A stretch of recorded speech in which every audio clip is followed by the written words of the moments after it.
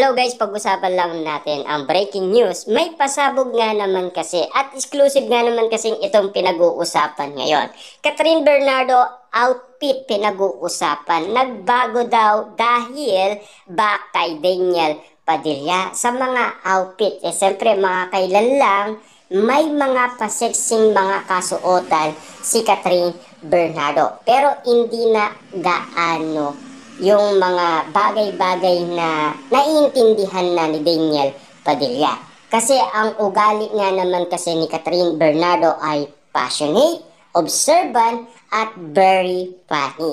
Siyempre alam naman natin, si Catherine Bernardo, last 2010, hindi siya makapakali doon sa kanyang kasuotan. Kaya nga naman si Catherine Bernardo, lahat ng mga nakikita natin na pagbabago sa kanyang mga sinusuot ay lalo siyang sumiseksi dahil sa mga napipili niyang kasuotan. Lalo din siyang gumaganda. Ang iba nga ay tinatawag siyang Diyosang Diyosa sa kagandahan.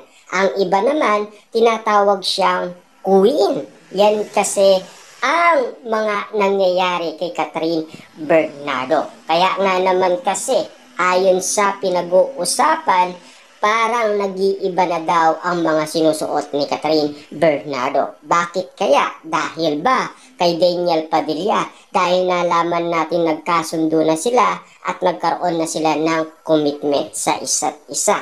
Or baka nag-uusap sila.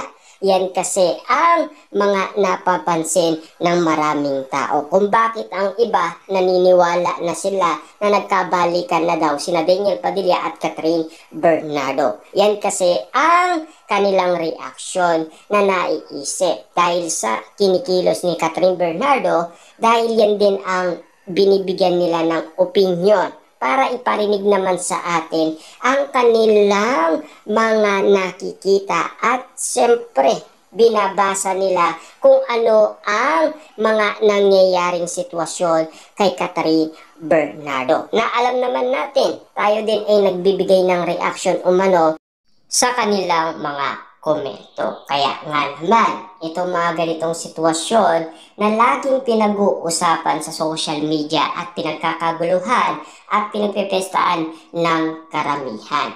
Lalong-lalo na kasi may mga ula umano kay Daniel Padilla na nakikipag-date daw siya sa non-showbiz na babae. At take note guys ha, lagi daw pumupunta itong si Daniel Padilla kahit na malayo yung non-showbiz na babae.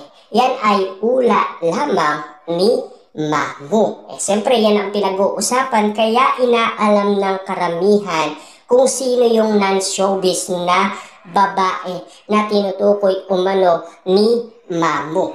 Hanggang ngayon kasi ay wala pang ebidensya. Hanggang ngayon ay wala pang proof na makita ang ibang mga tao. Siyempre, alam naman natin ang mga netizens at mga sawsawerang kapitbahay. Kita nyo naman, kumikilos sila at inaalam nilang mabuti ang bawat kwento-kwento na lumalabas sa social media na may katotohanan nga ba ang ganitong sitwasyon na pinag-uusapan. Kaya nga naman kasi naggugulat na lang sila at nagtataka dahil sa mga kasuotan ni Catherine Bernardo na meron na daw pagbabagong nakikita.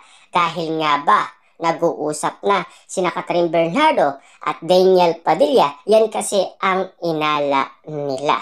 Yan din kasi ang minamata nila, lalong-lalo na.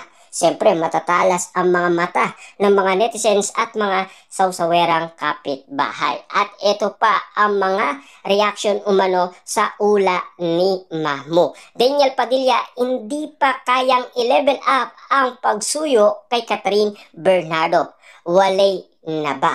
Siyempre, alam naman natin, busy-busy si Daniel Padilla. Nakapag-usap lang sila noon sa Christmas special. Karagdagan yan, si Daniel Padilla ay paikot-ikot sa nasabing subdivision kung saan nakatira si Catherine Bernardo. Pero hindi niya magawang uminto dahil bantay sarado nga naman kasi si Catherine Bernardo sa kanyang ama at ina. Kaya nga naman minabuti ni Catherine Bernardo na maging independent para malaya siyang magdesisyon para sa kanyang sarili.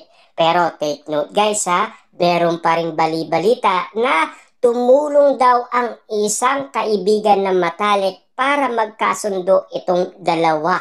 Kaya nga naman, alam ng mga tao na meron na silang komunikasyon sa isa't isa, kaya baka yan ang nangyayari ngayon kay Catherine Bernardo. Simula na nga ba ng pagpaparamdam ni Catherine Bernardo? Ibig sabihin ba nito, yung pagpaparamdam niya ay mahal na mahal pa rin niya si Daniel Padilla? Bukod pa sa mga naririnig natin na bulong-bulungan sa social media na ayon kasi sa ula ni Mamu sa kanyang nakikita sa kanyang baraha.